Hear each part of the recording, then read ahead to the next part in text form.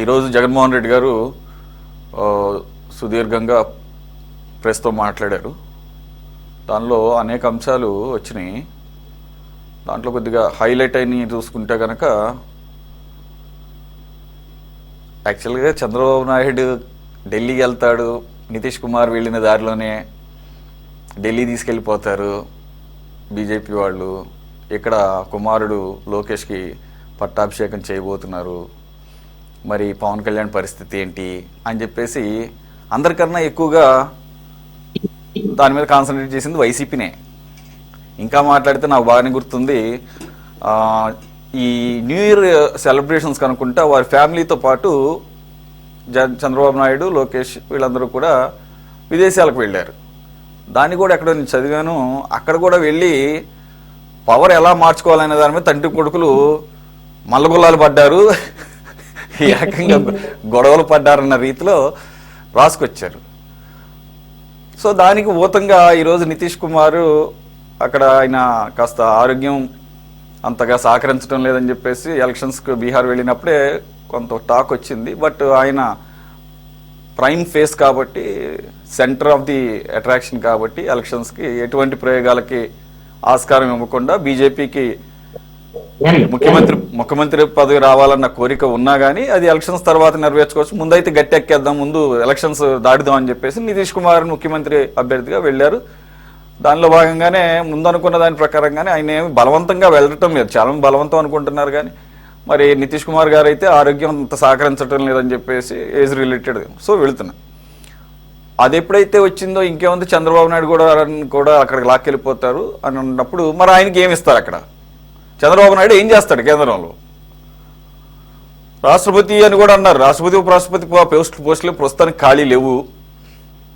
ఇదేమి cabinet minister post కాదు, టక్మన్ ఒకరితో రిజైన్ చేయించేసి చంద్రబాబు నాయుడు నితీష్ కుమార్ కూర్చోబెట్టాను. అదే రాష్ట్రపతి ఉపరాష్ట్రపతి పోస్టులు అక్కడ ఫిక్స్ అయిపోయి ఉన్నాయి. సో అయితే ఇక మినిస్ట్రీ ఇవ్వాలి. మరి చంద్రబాబు నాయుడు గారి స్టేచర్కి సెంట్రల్ మినిస్ట్రీ అనేది సరిపోదు కదా అన్న దాంట్లో ఇవన్నీ ఊహాగానాలే. ఉప ప్రధాని ఏమైనా ఇస్తారేమో అని చెప్పేసి మోదీ గారు ఉప ప్రధానిగా ఎవరిని యాక్సెప్ట్ చేస్తాడు? వాళ్ళ పార్టీ వాళ్ళని యాక్సెప్ట్ చేయడు, చంద్రబాబు నాయుడు గారిని. సో ఓకే, ఎనీవే ఆ టాక్ని ఈరోజు మీడియా వాళ్ళే జగన్ గారి ముందు ఏదో పిచ్చాపార్టీగా ఆయన ముందేసినట్టున్నారు. వెంటనే ఆయన ఫ్రస్ట్రేషన్ బయటకు వచ్చేసింది. చంద్రబాబు నాయుడు గారిని ముఖ్యమంత్రిగానే భరించలేకపోతున్నారని. మరి భరించలేకపోతుంది ప్రజలు భరించలేకపోతున్నారా, లేకపోతే ఆయన భరించలేకపోతున్నాడో? మొత్తానికైతే ఆ మాట మాట్లాడారు. ఇక ఉప ప్రధాని అయితే కనుక దేశ ప్రజలు ఏమి భరించగలరు అని అర్థం వచ్చే రీతిలో. సో దాంతోపాటు ఆయన మిగిలిన అంశాలు కూడా మాట్లాడారు. లోకేష్ గారిని ఇది జాకీలు పెట్టి లేపుతున్నారట. ఇప్పుడు ఇది ఎట్లా చేశారో, జాకీలు పెట్టి లేపింది కూడా ఆ క్రెడిట్ కూడా వైసీపీకి ఇవ్వాలి. మరి ఎందుకు ఆయన అన్ని కూడా రివర్స్లో చెప్తున్నారు. సో మా ఓవరాల్గా ఆయన ఈరోజు ప్రెస్ మీట్ పాయింట్స్లో ఈ హైలైట్స్ గురించి స్ట్రెస్ చేస్తూ మీరు మిగిలిన పాయింట్స్ కూడా మాట్లాడచ్చు. కృష్ణానిల్ గారు. కూడా మాజీ ముఖ్యమంత్రి జగన్మోహన్ రెడ్డి ఆయన ఎలాగో అసెంబ్లీకి వెళ్ళట్లేదు కాబట్టి ఈ మధ్యలో బెంగళూరు నుంచి వచ్చిన తర్వాత ప్రెస్ కాన్ఫరెన్స్ లో మాట్లాడతాం, ఈ ఉన్నటువంటి రాష్ట్రంలో ఉన్నటువంటి సమస్యల మీద మాట్లాడతాం, ఇవన్నీ కూడా ప్రయత్నం చేస్తాం. ఆయన ఈ రోజు కూడా సూపర్ 6 కు సంబంధించినటువంటి అంశాలు, ఇప్పటి వరకు ఇంప్లిమెంట్ కానటువంటి విషయాలు, అదేవిధంగా రాజకీయ పరమైనటువంటి అంశాల మీద కూడా ఆయన మాట్లాడారు. దీంతో ఇప్పుడు కేంద్ర మంత్రి అదేవిధంగా ఉప ప్రధానిగా చంద్రబాబు నాయుడు ఈ అంశాలకు సంబంధించినటువంటి ప్రస్తావనలు కూడా వచ్చాయి. రాజకీయ పరమైనటువంటి అంశం కాబట్టి దీని మీద కొంత మీడియాలో ఒక క్రేజీ అనేది ఉంటుంది కాబట్టి దాని మీద ఎక్కువ ఈ ప్రభుత్వం మీద తీవ్రమైనటువంటి విమర్శలు చేశారు జగన్మోహన్ రెడ్డి. ఆయన ప్రతిపక్ష నాయకుడు ఈ ప్రభుత్వాన్ని నేను పొగడ్డ కదా, ఈ ప్రభుత్వంలో ఉన్న సమస్యలు, లేకపోతే ఈ ప్రజలకు ఉన్న సమస్యలు, ఈ ప్రభుత్వం మీద వ్యతిరేకత, ఆయన వ్యతిరేకత ఏంటి అనేటువంటి అంశాలను ఆయన మాట్లాడతారు. అంతే తప్ప మంచి విషయాలు ఇది మంచిగా ఉందని ఏ ప్రస్తావన కూడా ఎప్పుడు జగన్మోహన్ రెడ్డి చేసేదంటే అవకాశం లేదు. అయితే ఇప్పుడు ఉప ప్రధానికి సంబంధించినటువంటి అంశము, చంద్రబాబు నాయుడు కేంద్రానికి వెళ్ళటము, ఆంధ్రప్రదేశ్ లో నారా లోకేష్ ముఖ్యమంత్రిగా వెళ్ళేటువంటి పరిస్థితులు, ఇవన్నిటికి సంబంధించిన అంశాన్ని గమనిస్తే ఇది ఎందుకు వచ్చింది, ఈ చర్చ ఎందుకు వచ్చింది, ఇప్పుడు కారణం ఏంటి అనేటువంటి విషయాన్ని ఇదేదో వైఎస్ఆర్ కాంగ్రెస్ పార్టీ కల్పించాను, వైఎస్ఆర్ కాంగ్రెస్ పార్టీ ప్రచారం చేస్తున్నాను అనుకోవడానికి అయితే లేదు. దీనికి ఒక రీజన్ ఉంది. ఆ రీజన్ ఏంటి? జాతీయ రాజకీయాల్లో వచ్చినటువంటి మార్పు. ప్రధానంగా బీహార్ ముఖ్యమంత్రి నితీష్ కుమార్ కేంద్ర రాజకీయాల్లోకి వెళ్ళటం, రాజ్యసభ సభ్యుడిగా వెళ్ళటం అనేటువంటి అంశము అక్కడ ఒక కొత్త ముఖ్యమంత్రి వస్తున్నటువంటి పరిస్థితులు, ఎన్డీఏ పరిపాలన ఉంది వ్యవహారం. కాబట్టి అదే తరహాలో ఎన్డీఏ పరిపాలన సాగుతున్న ఆంధ్రప్రదేశ్ లో కూడా మరి చంద్రబాబు నాయుడు కేంద్రానికి వెళ్తారా అనేటువంటి చర్చ. ఈ మధ్య కాలంలో నారా లోకేష్ కూడా ముఖ్యమంత్రి అవుతారు ఉంది. కాబట్టి ఇది సమాంతరంగా బీహారు సంబంధించిన రాజకీయ పరిణామాల నేపథ్యంలో ఆంధ్రప్రదేశ్ సంబంధించినటువంటి రాజకీయ పరిణామాలు కూడా మాట్లాడుతూ వస్తున్నారు. ఆంధ్రప్రదేశ్ రాజకీయాలు నాకు తెలిసి పేరు నాని అనుకుంటా మొన్న ప్రెస్ మీట్ లో చెప్పారు, మాకు ఇంటెలిజెన్స్ వాళ్ళు చెప్పారు ఆల్రెడీ ఉప ప్రధాని లేకపోతే కేంద్ర మంత్రిగాను చంద్రబాబు నాయుడు వెళ్తున్నాడు, నారా లోకేష్ పట్టాభిషేకం సమాచారం ఉంది అనేదో మాట్లాడారు. అంటే ఈ విధంగా ప్రచారం ముందుకు తీసుకెళ్లడం ద్వారాగా వాళ్ళు ఒక లక్ష్యాన్ని ఎంపిక చేసుకున్నారు. అదేంటి అని అంటే, ఇప్పుడు చంద్రబాబు నాయుడు వెళ్ళటము లేకపోతే నారా లోకేష్ ముఖ్యమంత్రి కావటం కాదు, మరి పవన్ కళ్యాణ్ సంగతి ఏంటి, పవన్ కళ్యాణ్ ముఖ్యమంత్రి కావాలి అనేటువంటి ఒక వాదనను వైఎస్ఆర్ కాంగ్రెస్ పార్టీ తీసుకొచ్చి కూటమికి సంబంధించినటువంటి విషయాల్లో కూటమి పార్టీల మధ్య విభేదాలు ఏమన్నా వస్తే మనకు రాజకీయంగా ఉపయోగపడుతుంది కదా అనేటువంటి ఒక ఆలోచనలో వైఎస్ఆర్ కాంగ్రెస్ పార్టీ ఉంది. అందుకనే ఈ అంశాన్ని బాగా నొక్కి వక్కాడిస్తున్నారు వైఎస్ఆర్ కాంగ్రెస్ పార్టీ వాళ్ళు, పవన్ కళ్యాణ్ యాక్షన్. అయితే ఇప్పుడు బీహార్ పరిణామాలు ఆంధ్రప్రదేశ్ పరిణామాలకి దీనికి రెండింటికి అసలు సంబంధం లేదు అని నా అభిప్రాయం. అదేంటి అని అంటే, మొన్న బీహార్ ఎన్నికల సమయంలో అక్కడ ముఖ్యమంత్రి అభ్యర్థిగా ఎన్డీఏ అభ్యర్థి ఎవరిని ప్రకటిస్తారు. అప్పుడు నితీష్ కుమార్ కూడా ముఖ్యమంత్రి ఎన్నికల సమయంలో ఆయన తర్వాత మా ముఖ్యమంత్రి అభ్యర్థి ఎన్డీఏ ముఖ్యమంత్రి అభ్యర్థి నితీష్ కుమార్ అని ప్రకటన చేయాల. అంటే ఎన్నికల తర్వాత బహుశా బీజేపీకి సంబంధించినటువంటి ముఖ్యమంత్రి అవుతారు అనేటువంటి అందరూ అనుకున్నారు. కానీ ఎన్నికల తర్వాత నితీష్ కుమార్ ముఖ్యమంత్రి ఇచ్చారు, డిప్యూటీ సీఎం గా బీజేపీకి సంబంధించినటువంటి వాళ్ళు ఉన్నారు. ఈ నేపథ్యంలో ఇప్పుడు వాళ్ళు ముందస్తుగా ఎన్నికల సమయంలో మాట్లాడుతున్నారు. వాళ్ళు ఆయన నితీష్ కుమార్ ఆరోగ్యం, ఆయన వయస్సు, ఈ పరిస్థితుల నేపథ్యంలో ఆయన కేంద్రానికి వెళ్తున్నటువంటి పరిస్థితి ఉంది.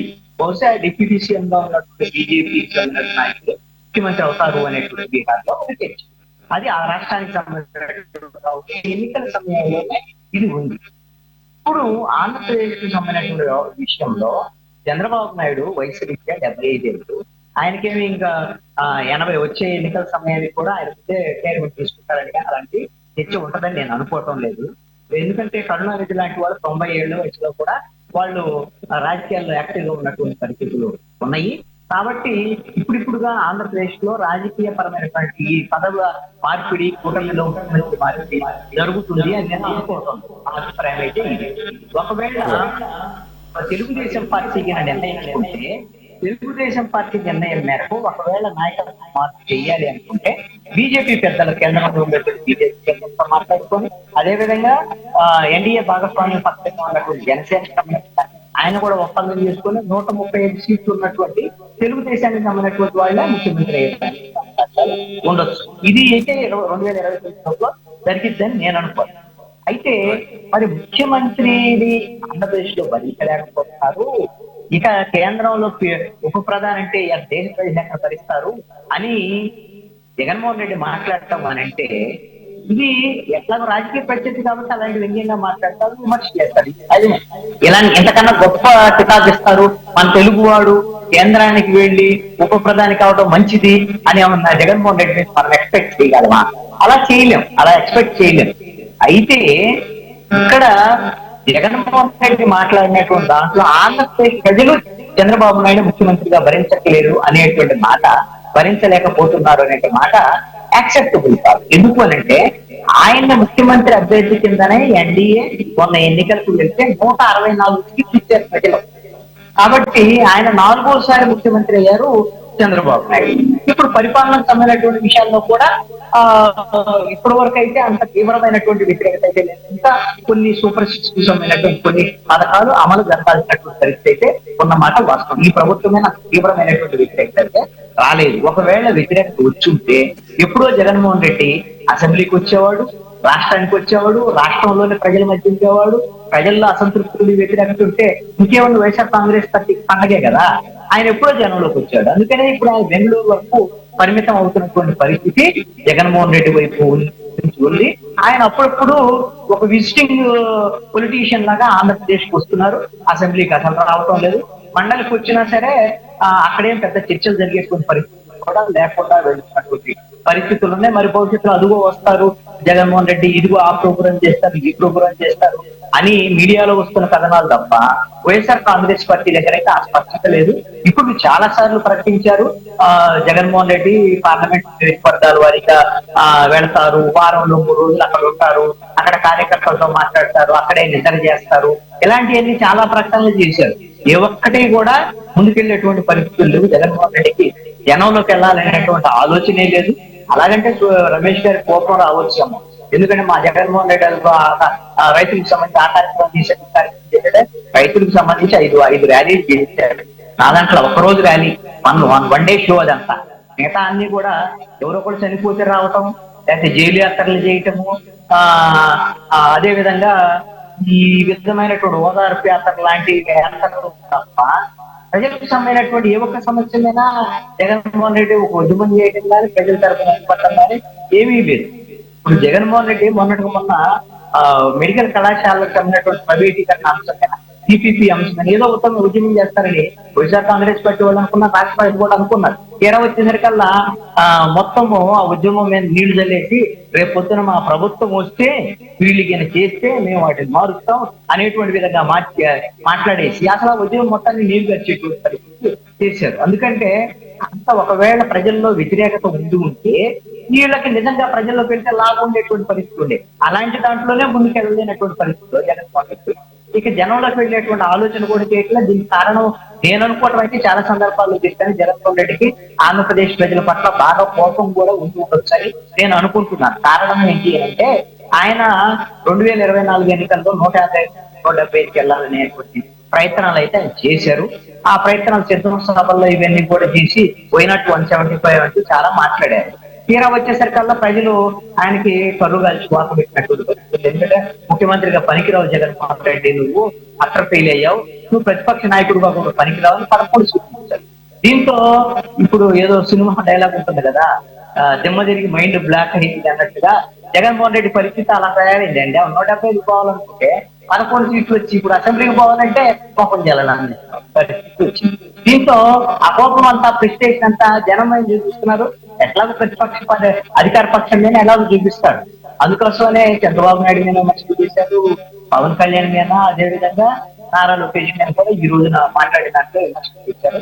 ఎక్కడా కూడా విమర్శలన్నీ కూడా ఆయన మాటల వరకే పరిమితం అవుతుంది తప్ప క్షేత్రస్థాయిలో ప్రజల్లో లేని అసంతృప్తి వ్యతిరేకత ఉంటే వాళ్ళ తరపున వెళ్ళి మాట్లాడేటువంటి ప్రయత్నం మీద చేసి ఉంటే, అలాంటి ప్రయత్నం కింద చేస్తే వైఎస్ఆర్ కాంగ్రెస్ పార్టీకి ఏదైనా ప్రజల్లో క్షేత్రస్థాయిలో ఏమైనా కనీసం ఉనికి ఉండేదానికి అవకాశం ఉంటుంది. ఎందుకంటే పొద్దున ఎన్నికలు జరుగుతాయి, ఈ సంవత్సరంలో స్థానిక సంస్థల ఎన్నికలు జరుగుతాయి.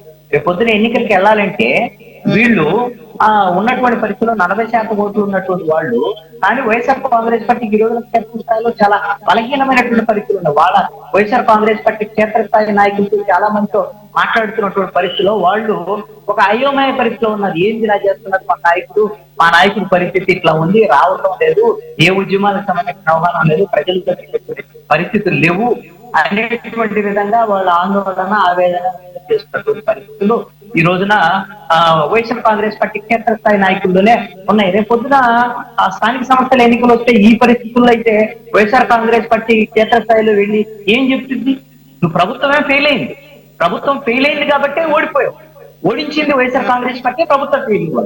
ఇప్పుడు మిమ్మల్ని కింద స్థానిక సంస్థల ఎన్నికల్లో అవకాశం ఇవ్వాలి అని అంటే మీరు ఇప్పుడు ఈ 2 సంవత్సరాల కాలంలో ప్రజల తరఫున మీరు చేసినటువంటి ఏమైనా ప్రజల కోసం చేసినటువంటి ఏమన్నా ఉందా, ఆ క్రెడిట్ ఏమన్నా తెచ్చుకున్నారా? అలాంటి ప్రయత్నం కూడా జగన్మోహన్ రెడ్డి చేయటం లేదు, ఆలోచన కూడా చేయటం లేదు. కేవలము ప్రభుత్వం మీద విమర్శలు చేయటము, ముఖ్యమంత్రి నిన్న లేకపోతే ప్రభుత్వంలో ఉండేటువంటి పెద్దల మీద విమర్శలు చేసి పప్పం గడుపుకునేటువంటి ప్రయత్నం చేస్తున్నారు. ఆయన ప్రభుత్వం వచ్చిన మొదటి 6 నెలల్లోనే ఢిల్లీకి వెళ్ళి ఈ ప్రభుత్వాన్ని రద్దు చేయండి, ఇక్కడ రాష్ట్రపతి పాలన పెట్టండి, ఇలాంటివన్నీ మాట్లాడి అవన్నీ కూడా ఫెయిల్ అయి కూర్చున్నటువంటి పరిస్థితి ఉంది. ప్రజల్లో అయితే వైఎస్ఆర్ కాంగ్రెస్ పార్టీ గ్రాఫ్ మరింత పడిపోతున్న నేపథ్యంలోనే అప్పుడప్పుడు ఈ ప్రెస్ కాన్ఫరెన్స్ పెట్టి ఉనికిని కాపాడుకునేటువంటి ప్రయత్నం జగన్మోహన్ రెడ్డి చేస్తున్నాడు అనేటువంటిది నా యొక్క అభిప్రాయం.